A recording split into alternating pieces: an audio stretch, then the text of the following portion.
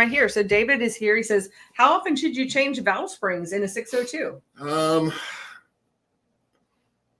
That's kind of you need to check them after every race.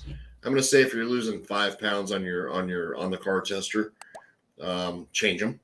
So generally, most people, obviously, if you're running legal GM springs, you're probably going to change them out about every, probably 4 to 5 races, honestly. Mm-hmm. Yeah, people go through them pretty fast. Unfortunately, that's the nature of the beast.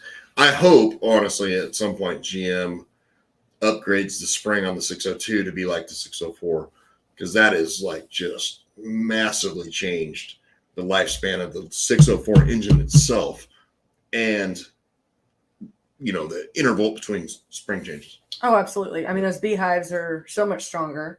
Absolutely. Yeah. They're twice the pressure. They really are. Well, they're not twice the pressure, but it's a very consistent spring. It does not fall off like the old piece of shit spring that they used to have.